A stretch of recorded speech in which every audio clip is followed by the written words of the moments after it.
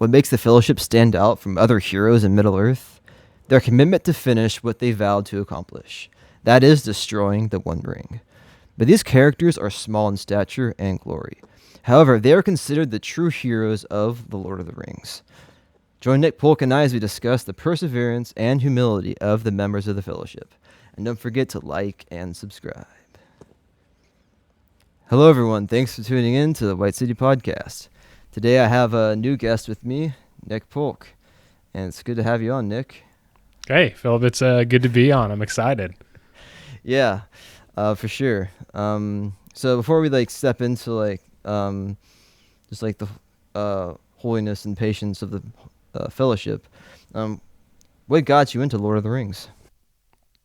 Man, it was probably it was definitely the movies. And so it was the trailers for the home video release of the Fellowship of the Ring. And of course, as a kid, how old was I? I'm a younger millennial, so I was under 10 when it came out. And so my family was going to church, and I saw the trailer, and I was like, this looks awesome. And my parents were like, no, it's PG-13. And somebody at our church was like, no, this is satanic. And I was so dedicated. I was like, no, there's no way this can be satanic. So I Googled it real quick. And, then all this stuff about Tolkien and C.S. Lewis came up. And I went to my mom, and I was like, hey, Tolkien was a Catholic. And so we have Catholic family, so there wasn't an issue. And so I was like, and, C.S. Lewis, he evangelized C.S. Lewis. My mom was like, really? And so then we rented the movies, and then, the first two movies we rented and watched. And then when The Return of the King came out, we saw it as a family, and then it's just, it's snowballed since then. Yeah. Yeah, no, that's... So, you and I are probably about the same age because I was 6 whenever it came out, and I saw it when I was 6. My brother was a baby. We had him as a baby in there in the living room with all of us. My dad was reading us the books in anticipation of the movie. Of course, I'm 6 or younger, and here I am, I'm not paying attention to this at all. So when it comes to the movies, I just don't even oh yeah, the movies are great. I don't remember anything that was in the books, but no. So yeah, I think I think it's really cool. I've just coming across the different articles that you've published on Lord of the Rings stuff. I thought that was really neat, and I guess it seems like you're somebody who tries to think a little more deeply than just the average reader, which also I really appreciate. And yeah, and so thinking about this idea, the idea that you have here for the Holy Fellowship, and how I guess in a sense, then I guess you could say what separates the Fellowship from other characters in the world, because that's kind of what holiness is, right? It's kind of being set apart in a big way. Definitely. Yeah, I'll kind of, I'll give a preamble to kind of address kind of addressing my interest in thinking more deeply about Tolkien's world and his text. And so I did my undergrad in religion, and I went to try to be a pastor, and I was for a little bit and ended up backing out. And so I've always had an interest in that world, religion, theology. And so there was a point in my life where there was kind of a spiritual thing. And so Tolkien, I ended up having a professor who was a mentor of mine. He was like, hey, spirituality is difficult. College is difficult. Read something that you like. It'll make you a better, person of faith. It'll make you a better student. And I was like, how am I going to read in the midst of this? And Lord of the Rings was something I always wanted to read because I had seen the movie so many times, and just read it, fell in love with it, kind of recalibrated me on my own spiritual walk and journey and things like that. And so, of course, with my undergrad and being interested in theology and Tolkien, it just kind of was easy to mesh them together, finding out that Tolkien was a Catholic and pretty savvy theologically than a lot of probably a lot of Catholic lay people. And so, so transitioning to that, I grew up in the holiness tradition. And so holiness is a big deal. I grew up in the Church of the Nazarene. We're Wesleyan. We love all that holiness, sanctification stuff. And so I think that what piqued my mind or piqued my interest or like had the antennas going up was when I read the letters of Tolkien, and he says that the Hobbit's journey was akin to what he called the ennoblement of the ignoble, and he likens it to the word basically sanctification. And I was like, holy cow. So like opened up this whole world, and you can see how all the characters are virtuous in their own ways, right? Especially the Fellowship. And even as someone like Boromir, who is probably the most fallen, I guess. I don't know if that's the right word. More of like he's more inclined to the temptation of power than the other characters. But even he is holy in his acts he ends up redeeming himself by sacrificing his own life, right, for the hobbits. And so I think that's a big deal, is that the holiness, this setting apart, isn't just, like a ritual cleansing or like it's only limited to belief, but it's pertains to actions too, right? Sam's the hero because he did all the selfless stuff, right? Boromir's a hero because he sacrificed himself. Aragorn's a hero, holy heroes, if you want to say, because he leans into the path and the position that, Illuvatar set in motion for him and the rest of the characters. So yeah, that's kind of a little thing there. Yes, that Illuvatar sets in motion. Oh yeah. I don't know. I mean, that's like something entirely different, but like, I know I was thinking that, and I appreciate that you said that. But I don't know how many like other readers or listeners, really how much they consider like Illuvatar in the story.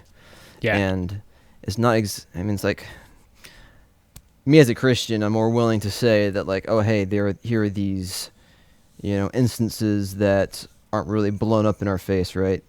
Totally. But like, Bilbo was meant to have the ring, it's kind of gives you a little bit of a sense of, there's more at work, in the world than just the characters. Yeah, for sure.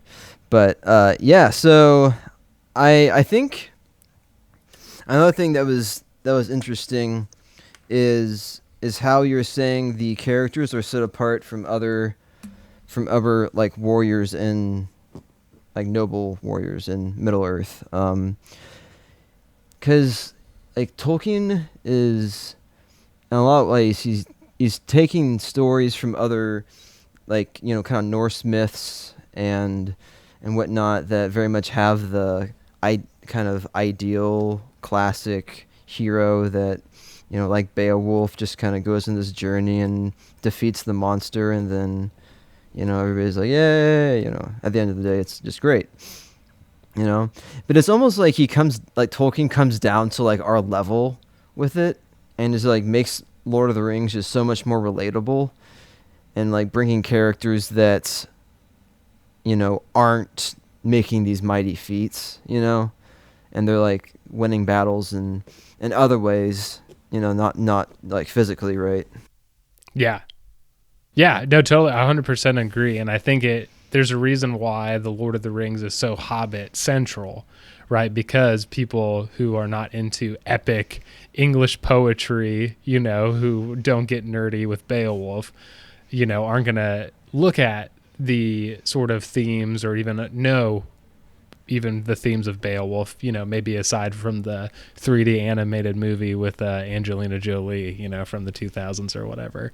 But, I think the Hobbits are so relatable. So my wife read Lord of the Rings for the first time this year, and the parts of the book that she liked the most were the parts with the hobbits. When she started getting to like the epic stuff of later in the Two Towers, and then of course,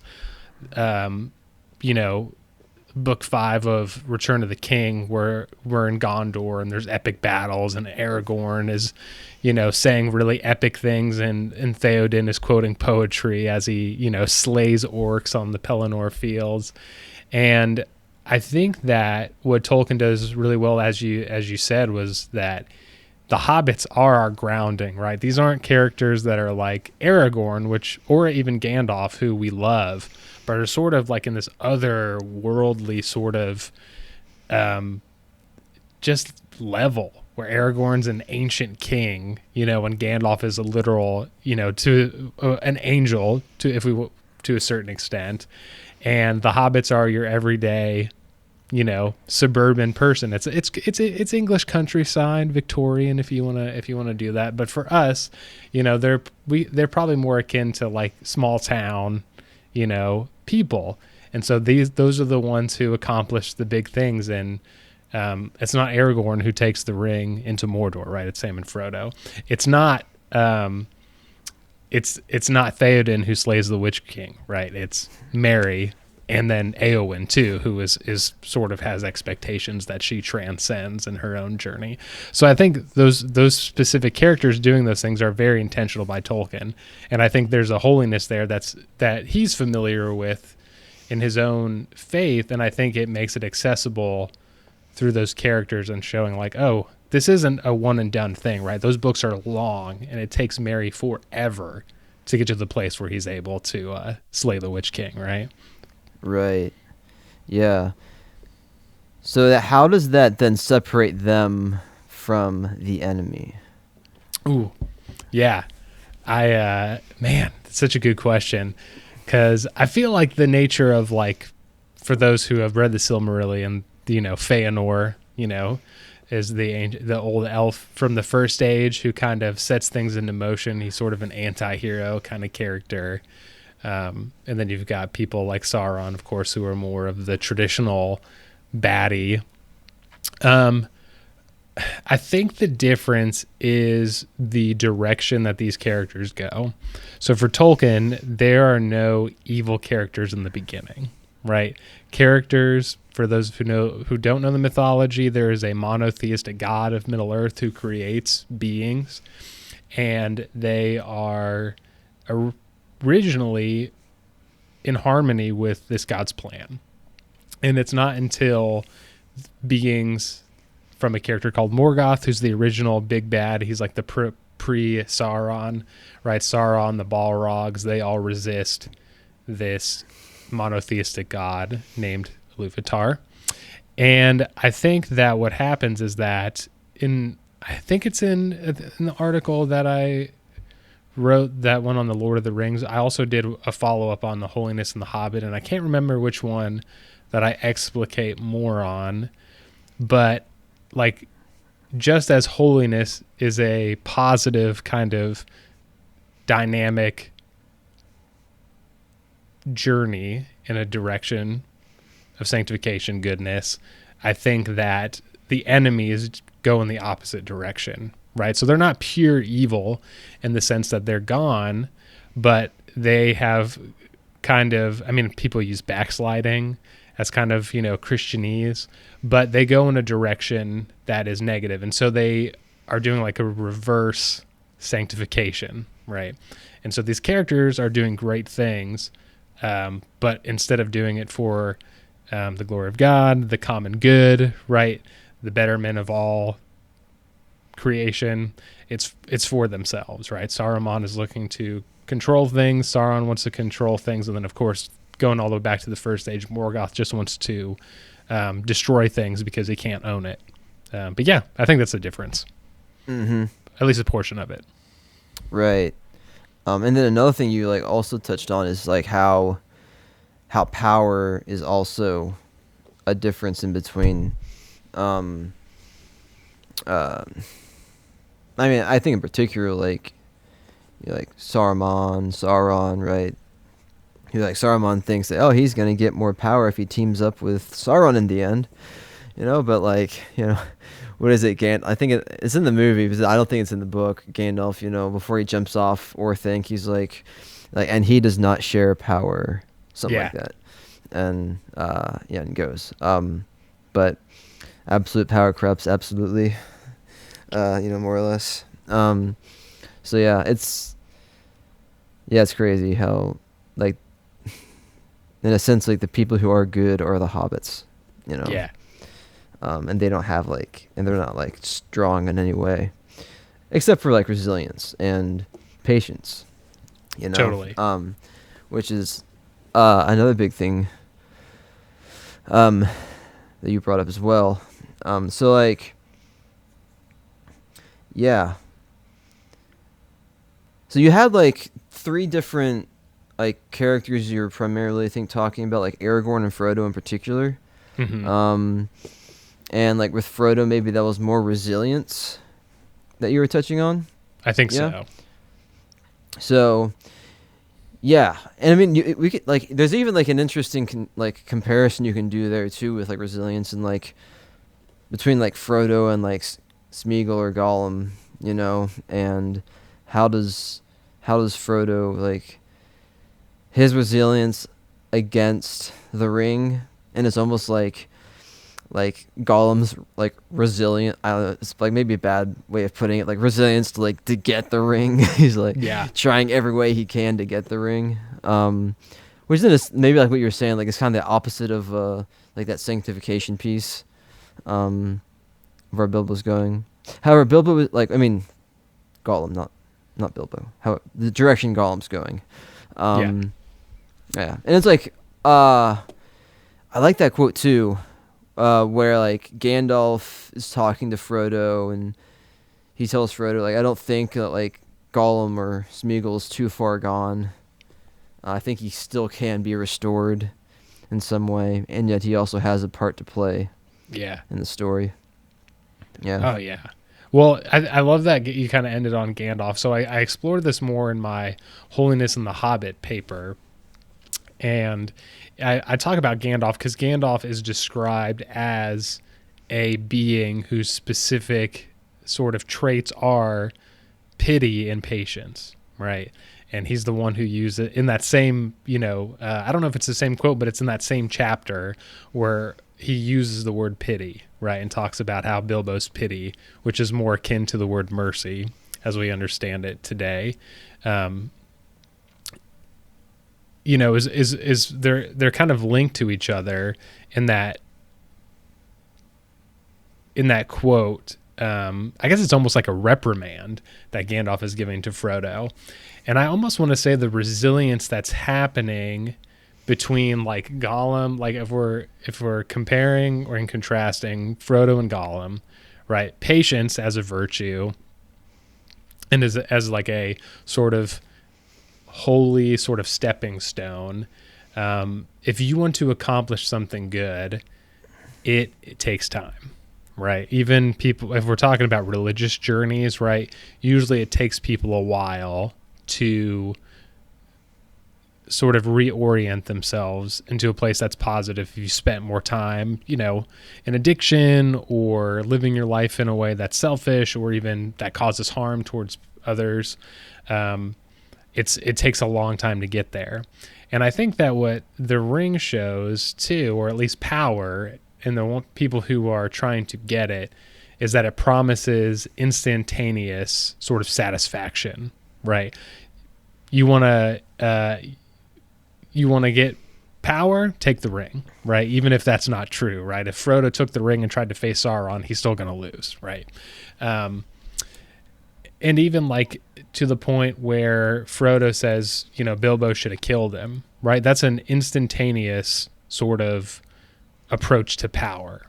And Gandalf is like, hey, it was pity that basically made it possible for you to be where you are, for Bilbo to live, and for giving us this opportunity to destroy the ring so that everyone else can live. And of course, then it's patience to get through the book, because that's the second chapter. And then, 1,000 pages later, you get towards the end of the book. So yeah, I think there's sort of the difference there, that the resilience for Gollum is sort of this addictive sort of desire for a continual hit, if you want to call it that, and patience is sort of the resilience of like, okay, a better future is possible. Yeah. Yeah. Mm-hmm. Right. Yeah. So it's like interesting how like I think that Smeagol in a lot of ways had the potential to change, but never did.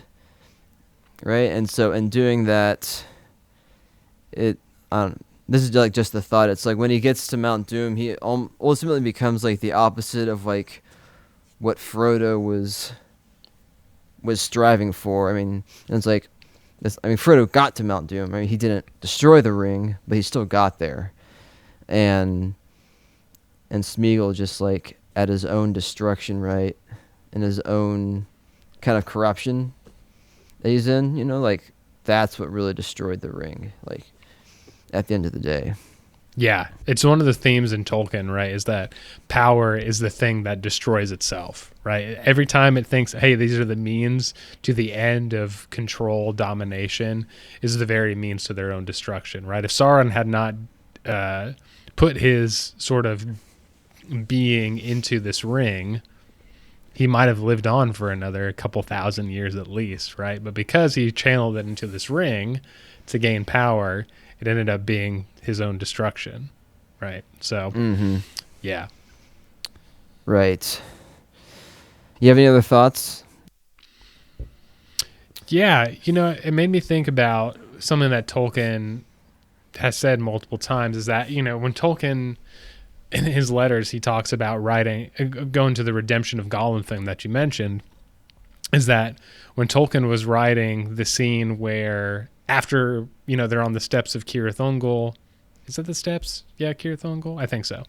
That Gollum basically goes and scouts out Shelob's lair, makes sure everything's set in motion. He comes back while Frodo and Sam are sleeping, and, Gollum changes into Smeagol and kind of looks at Frodo in a loving way and even caresses him, almost as like he's on the precipice of changing his mind, right?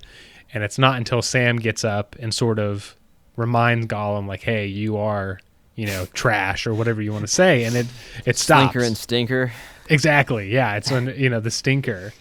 And Tolkien said that moment he cried in writing that scene because he knew that was going to be the demise of Smeagol. And I think I saw a video maybe sometime recently that showed the actual notes of like the first draft when Tolkien wrote that piece, and there's still teardrop stains on that actual manuscript. So he wasn't like, because some people exaggerate or lie when they write letters, but like Tolkien clearly did not, at least in this instance. And so, it's one of those things that like you said, Smeagol's makes the decision to do it, but could he have been redeemed? And the answer is yes, but would it have led to the destruction of the ring? And that's a question we won't really know, Right. Yeah. So how is like Aragorn's character like play out in a different way than like Frodo's does, and like this whole kind of theme of like kind of patience and virtue, I guess. Yeah. I think there's like a knowing your place sort of thing, right? Because Frodo could not take the throne and unite Gondor, right? Even though he's humble and has a lot of the same virtues that Aragorn embodies. But I think Aragorn probably, just because of his position, he has this other sense of holiness that is talked about in a lot of holiness literature and a lot of biblical scholarship. I'm trying to like, how do we pinpoint what the ancient Israelites were really talking about when they were talking about the holiness of God, right? And how does that translate into sanctification as we get later in the New Testament? But a lot of, Old Testament scholars, which this is a lot of ancient Hebrew anyway, ancient Hebrew words have just a ton of different nuanced meaning depending on the context. And holiness in the sense when it's talking about God and angels and things, that there's not only a sort of separateness, compassion, loving, sort of steadfastness, but there's also a sense of like awesomeness. And not in the sense of like saying like that's awesome like we use today. I mean, to a certain extent, but awesomeness is like I'm literally filled with awe, right? And in some sense it's terror because of how powerful this person or being is.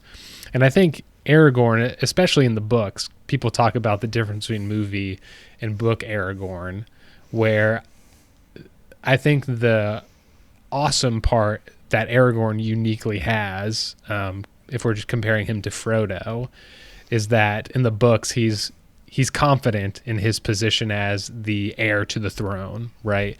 To the point too where he handles the in the I mean, I guess in the extended editions of the Lord of the Rings movies, he does this. But Aragorn grabs the Palantir, right, which is a tool that brings about Saruman and Denethor's demise, right? And Aragorn is able to look at this thing properly and say, Sauron, here's my freaking sword. Here is Narsil, and I'm coming to destroy you, right?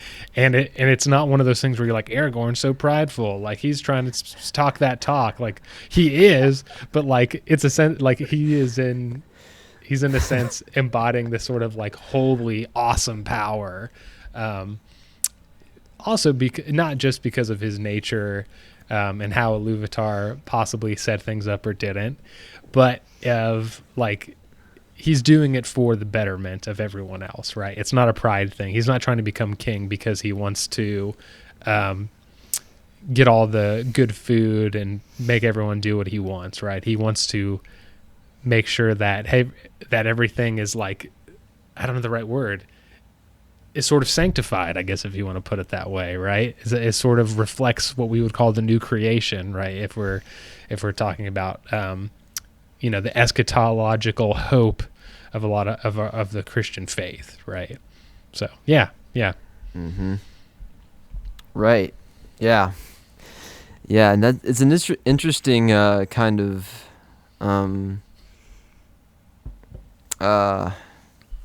the differences between the book and the movie with Aragorn is like that is just an interesting difference in the character. And I mean, I feel like there are so many people who haven't read the books that like they see like Aragorn in the movies and they just kind of consider that this is who he is, you know? Yeah. But it's like, it's just so different, right?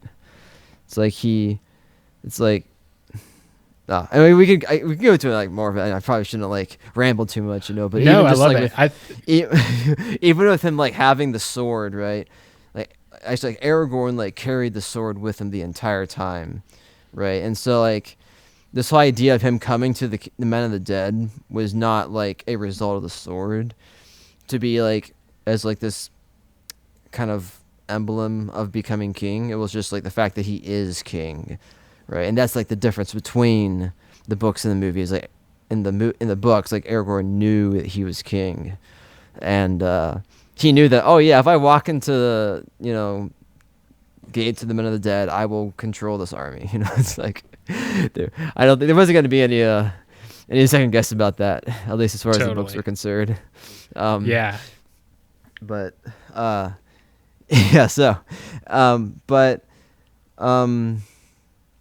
I was also gonna say, with Aragorn, like, it almost seems as though every character besides like the hobbits, and like Éowyn, as an exception as well, are supposed to be like these epic characters. Totally. In a real sense, right? And I think that's one thing where you can see like with Aragorn in the books, with being like, hey, I know I'm gonna do this, lead the fellowship at this point, doesn't hestate. He is like this ideal kind of like man in a real sense. And like, I mean, Gandalf is like just so mighty that it's just, you can't even like fathom him, like, and all these other characters too, right? Who have been through battle and and whatnot. And then here are the hobbits who are like, oh yeah, we'll go on this adventure. We have no idea what we're doing. Like, yeah, I guess. But anyways, yeah, it's just like interesting. It kind of goes back to that whole idea of smallness, Totally. you know, and like humility.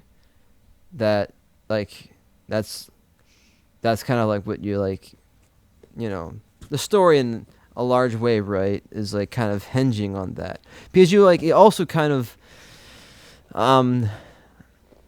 you know, in the face of like evil and dire odds, you know, and where like you have Mordor coming up against like Minas Tirith, and you really do like in the movie and in the books too. Like in the books though, you read that like Minas Tirith like shouts out for so many more people, right, to come in, and like only so many do. But like it's like basically like they're gonna get crushed, you know, like we'll be crushed, no matter what, you know, like Yeah. like there's no even, it's not even gonna be like a fair fight at all. But so like, I'm just saying like in the midst of there being like such high stakes, you know, I guess in Lord of the Rings, like that's where a lot of like those themes really do like hit off well. Is like hope, you know, is such a good theme in Lord of the Rings, because like of the, you know, high stakes that, you know, the good side is in. And it's like if you just like consider like all the, even like the movie, I think the movies do it well. It's like every situation that the good's in, it's like they never start out thinking like we are in a good situation, you know, like when the Fellowship is in Moria, you know, with all the goblins, you know, and it's like, all right, this is it, you know, that kind of idea, I guess, is just like another thing that the Fellowship and just the good side in general, right? That's like, in a sense, hope is one thing, but like humility in the face of like desire for power, you know, as well, like those things that set them apart. Totally. I mean, it's the David and Goliath story, right?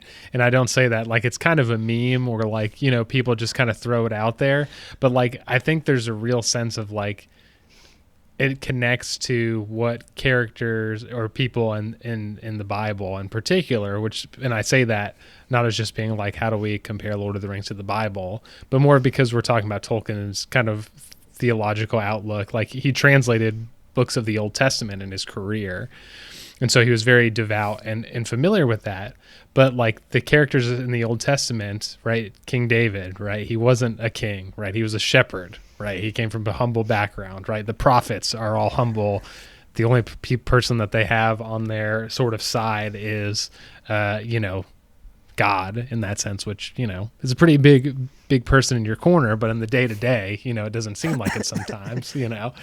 And so, and to the point where, you know, Jesus himself is a part of the line of David, right? And what does Jesus do? He doesn't pull out a sword and starts, you know, challenging Caesar to a one-on-one, you know, battle. He takes up his cross and dies, right? And that's kind of where I think there's that translation to the Lord of the Rings for these small characters, right? Even characters like Mary Magdalene. I think I read something today. Someone compared Eowyn to Mary Magdalene, where, right, Mary Magdalene was the first person who saw the empty tomb, right? And that in those days, especially being a sinner as Mary was, those places of religious status would not have gone to her, right? But in the Christian story, the small are the ones who, you know, achieve the status. The last will be first, the first will be last, right? So anyway, yeah, I really think that really pops out in Tolkien's legendarium overall, and specifically the Lord of the Rings. Right. Yeah. Yeah. Well, it's like, I mean, we were talking about it too. Like, it's why the story, I think, is so popular still, is that like it's, you know, it reflects our world in so many ways that like it's, I don't know, it's relatable, you know, and people can like keep coming back to it and be like, oh wow, this is so true today, you know. Yeah. Yeah. Oh man. But I don't know if you have any closing thoughts or not. Probably wrap it up here. Yeah. No, I think the term Euchatastrophe comes to mind. Oh. And I don't know if any listeners are familiar with Euchatastrophe, but forgive me, listeners, if you're like, "What the heck is he about to talk about?" But I get stoked on Euchatastrophe. So basically, I won't get into the nitty gritty, but for the Cliff Notes version is that Euchatastrophe is a term that Tolkien came up with that basically means the happy ending. And it's basically this idea that like it's not just like, oh, everyone lived happily ever after. There's a moment of deep despair, kind of like you were talking about. We're going to go face up against the Black Gates. We're not going to win. Like there's no way this can happen, right? And it's at that last moment that something miraculous almost happens, right? The ring is destroyed, the eagles come, right? That sort of thing. And Tolkien even said like, hey, the biggest Euchatastrophe, and tying this to what you said before of like why the story is so relatable, and as somebody like myself and each other were, part of the Christian faith, is that we do see, Christ's work in the world as sort of a universal presence or dynamic that's kind of giving life to our everyday lives with the literal cosmos as well. Is that Tolkien said the greatest Euchatastrophe is the life, death, and resurrection of Christ. And so I also say this too, because in my paper that I wrote, this is almost like 10 years ago now. So how I've changed is a little different. But one of the things I do in one of my papers is that I kind of accidentally sort of muddy the waters between holiness and Euchatastrophe, and they're not the same thing, right? Holiness is sort of this posture on your way to what you hope will be a Euchatastrophe, right? Because in the end, all we have is hope, right? Is the hope that there will be victory over things that are evil, right? And depending on your theological views, we don't know if that's guaranteed, right? And at least in our day-to-day lives, we don't have a promise that that's guaranteed while we live. And so I think Tolkien brings that in very nicely, where you do it anyway, right? Even in the real life, if you don't have the promise of a Euchatastrophe, Frodo has to leave the Shire because he's eternally wounded, that sort of thing, where he's then healed and dies. And we hope that he goes to, for those in the legendary, the halls of Mandos. You should Google that, people. But you should Google the halls of Mandos. You will not be sorry. But yeah, I just think I think holiness is a good way to think about the fellowship and different characters' journeys, even throughout the legendarium, on their way to, in Tolkien's legendarium, the Euchatastrophic end, where ultimately good triumphs over evil. So yeah. No, yeah. Thanks for bringing that up. I hope to talk more about it in a future episode. Because I haven't talked about it yet. So, but that's like I have that planned for one. But there's your teaser. There's your teaser. Yeah. No, that's really good.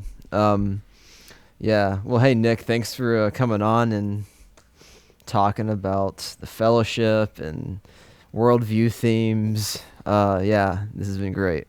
Yeah, man. Thanks for having me. This is super fun, and I hope that you get some more nerds on here to get theologically, crazy, and you get to talk about Euchatastrophe more. Yeah. No, like, yes, that's the plan. Yeah. So thanks everybody for tuning in, and catch us for our next episode next week.